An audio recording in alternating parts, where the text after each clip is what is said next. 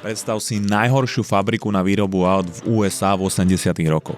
Zamestnanci berú drogy a pijú alkohol počas pracovnej doby, naschvál robia chyby, aby mali nadčasy a vzájomne sa nenávidia s vedením.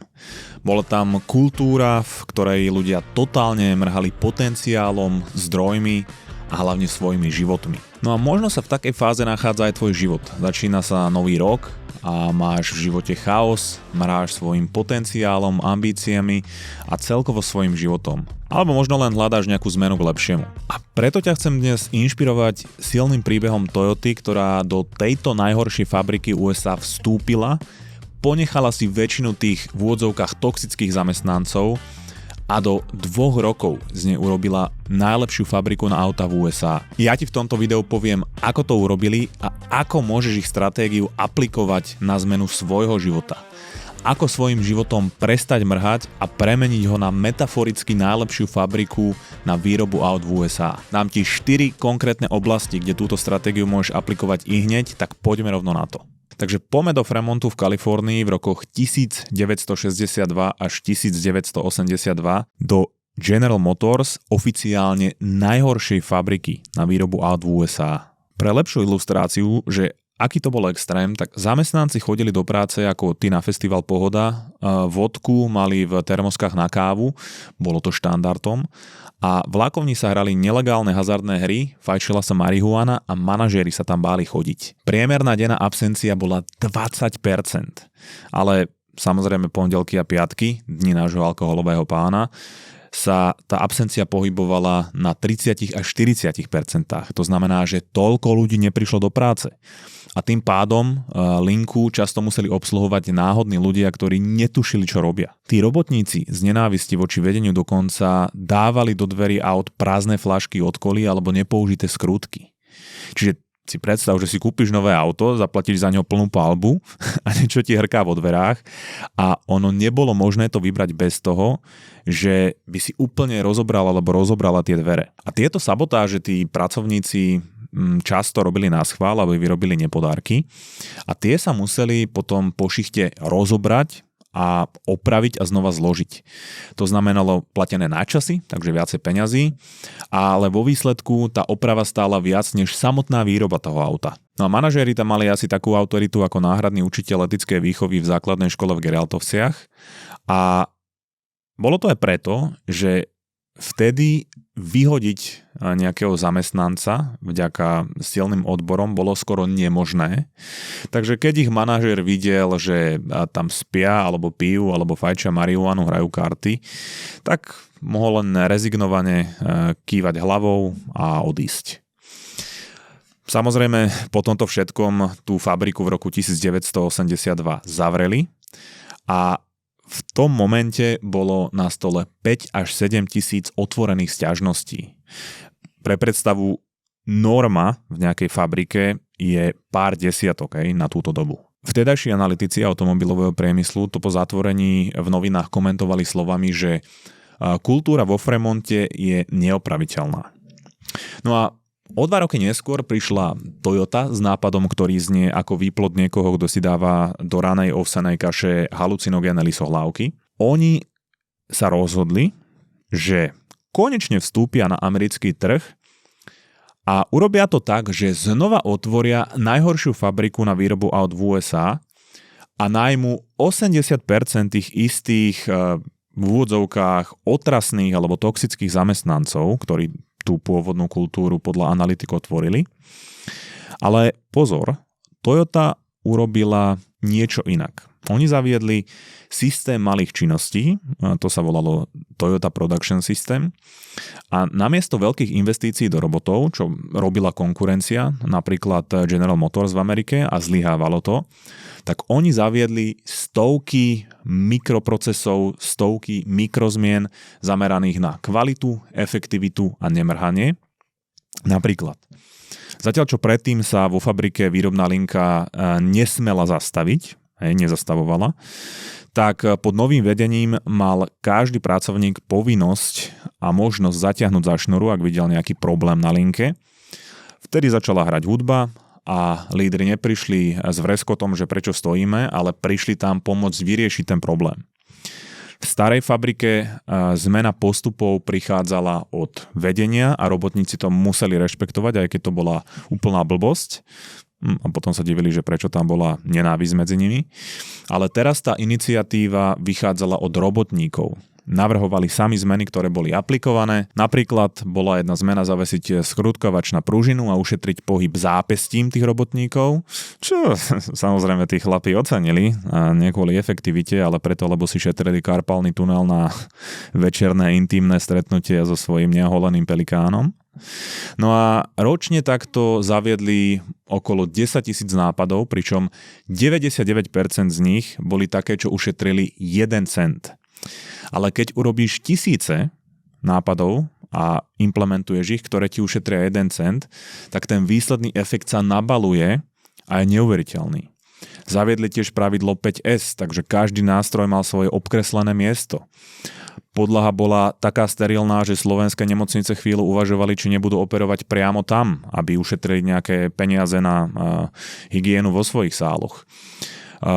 Oni zistili, že ten vizuálny chaos a bordel unavuje mozog a spôsobuje chyby a že vlastne poriadok, keď vedia, kde majú nástroje, šetrí čas, takže robotníci nestrácajú čas hľadaním nástrojov. Tiež zmenšili týmy z 30 na 4 až 5 ľudí a ak niekto nestíhal, tak manažer okamžite zaskočil, pomohol a odstránili tam ten strach zo zlyhania.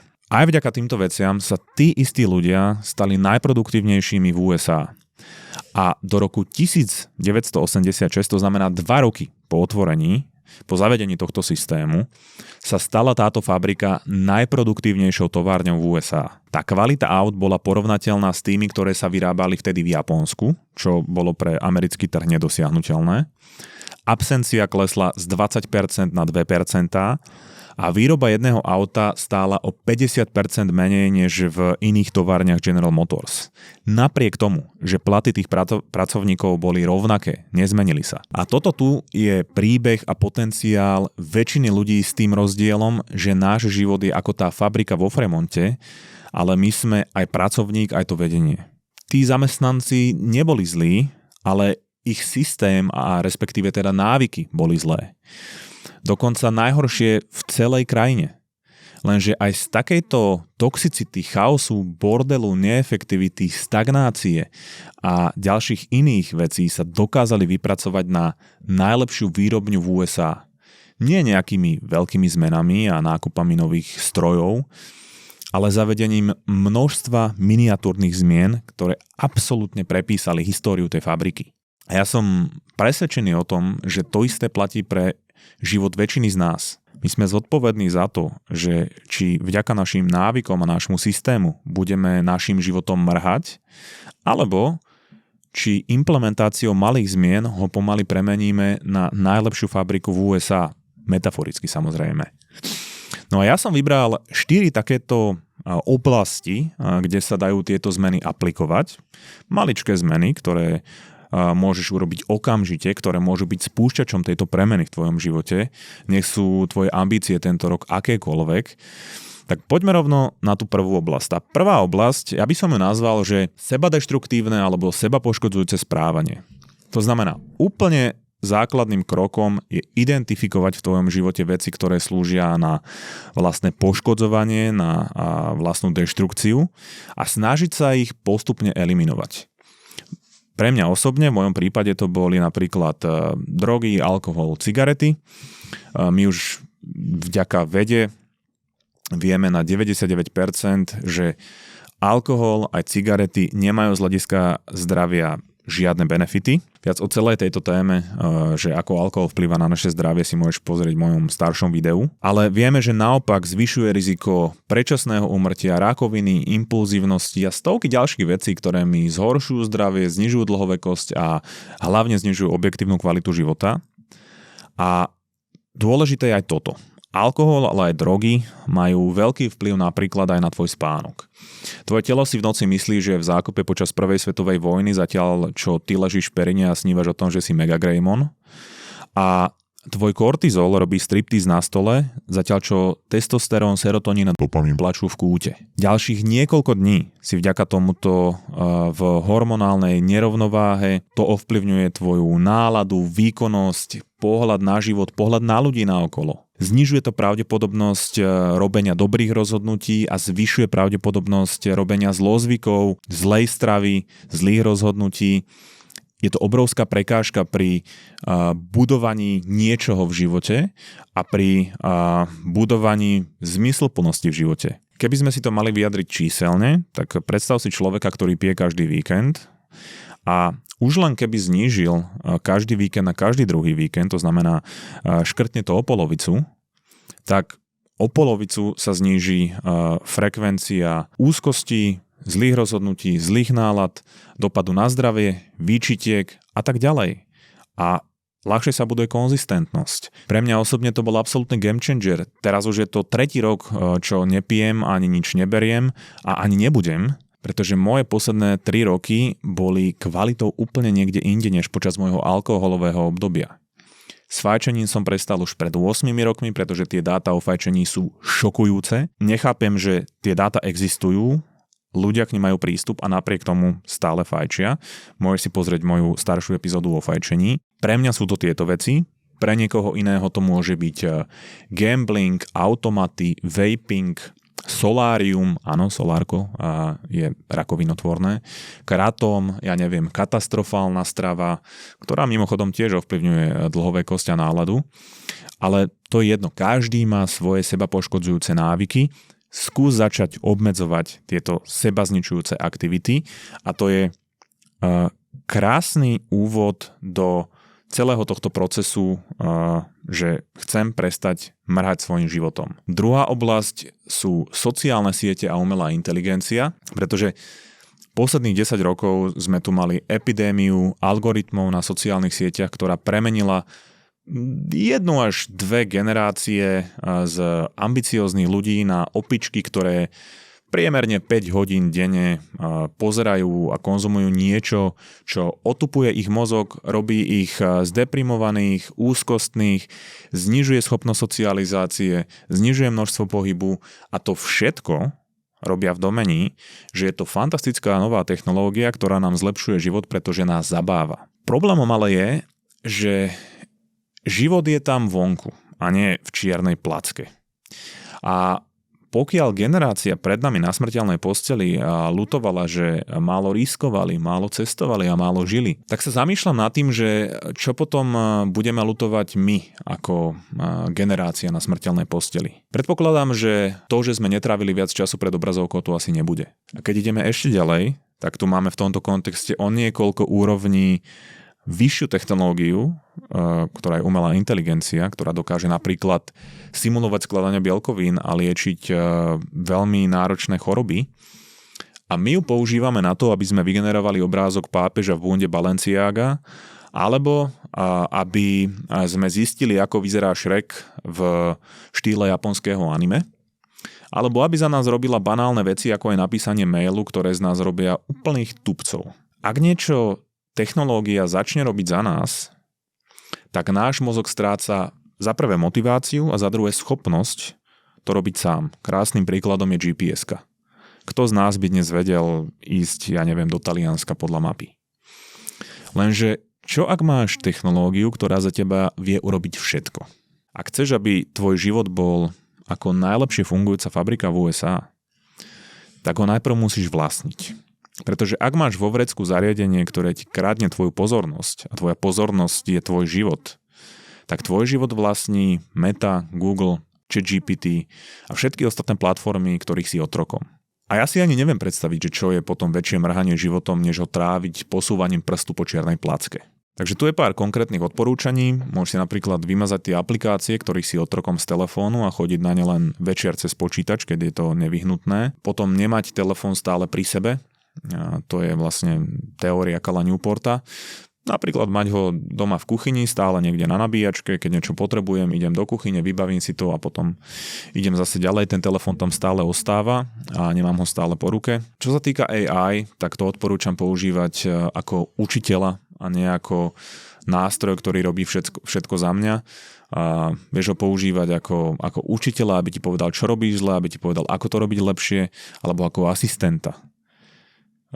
Keď mám použiť nejakú metaforu, tak tvoj mozog potrebuje cvičiť, potrebuje dvíhať činky, ale nepotrebuje zariadenie, ktoré bude dvíhať činky za neho.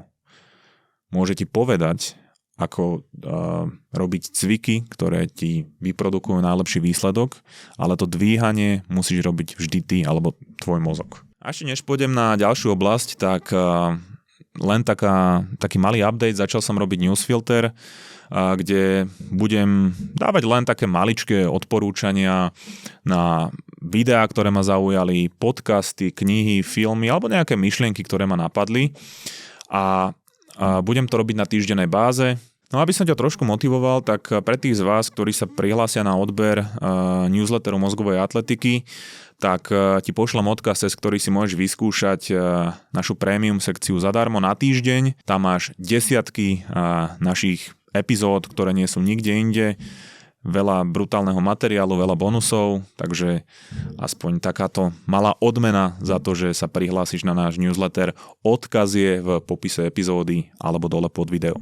Tretia oblasť je náš automatický koncept až vtedy, keď. Všetci máme automaticky v hlave tento koncept nastavený. Je to predstava toho, že žitie nášho života stále posúvame do budúcnosti, ktorá nikdy nepríde. Budem cestovať, až keď budem mať dosť peňazí. Budem si plniť sny až po škole, až keď zarobím peniaze, až keď deti vyrastú, až keď splatím hypotéku.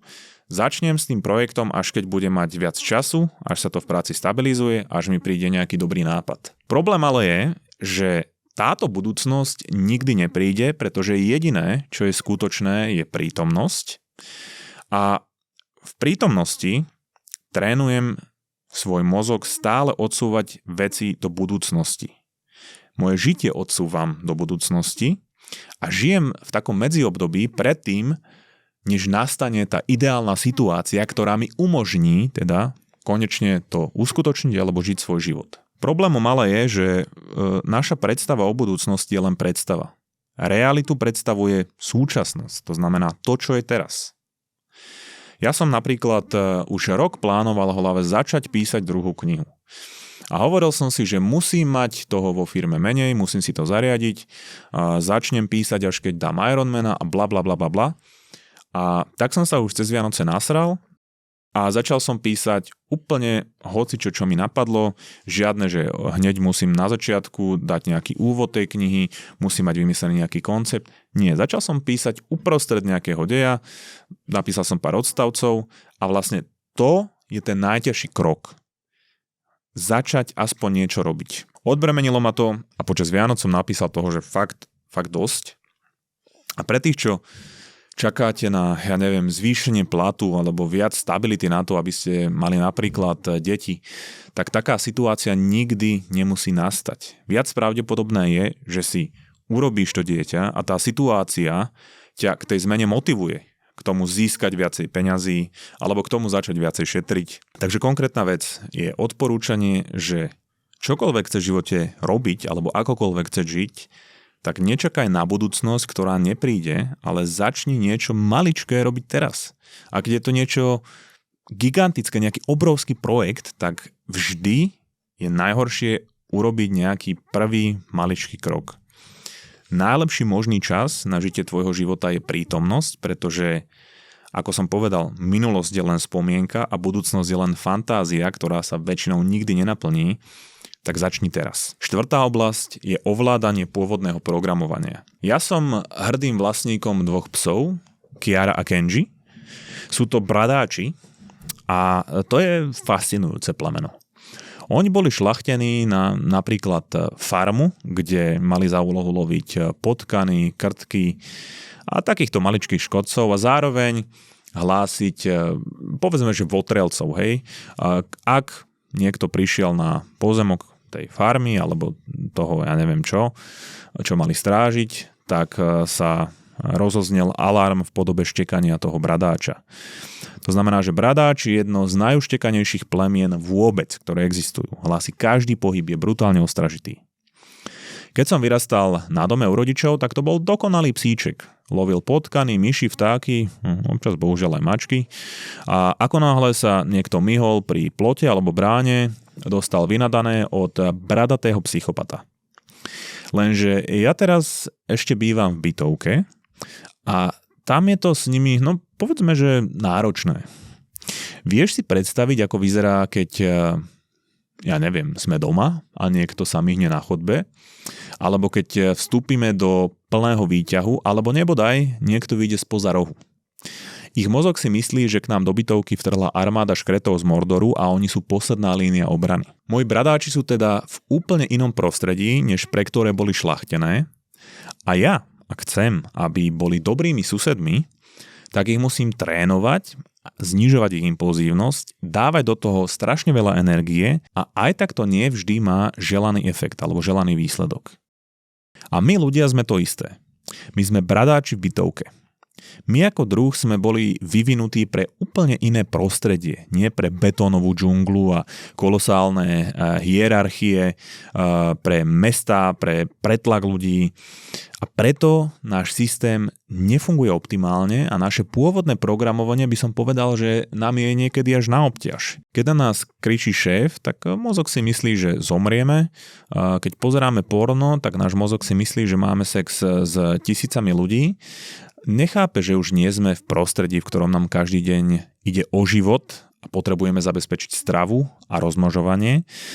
A toto je dôvod, prečo aj my potrebujeme trénovať naše pôvodné programovanie. Musíme kontrolovať naše impulzy, kontrolovať naše myšlienky, reakcie, nervový systém, pretože inak sme otrokom toho pôvodného programovania, ktoré nie je vhodné na to prostredie, v ktorom sme. A na to neexistuje lepší spôsob, než je mindfulness meditácia, pretože táto vec ti dokáže vyvinúť napríklad metakogníciu. Teda premýšľanie nad tým, ako premýšľaš.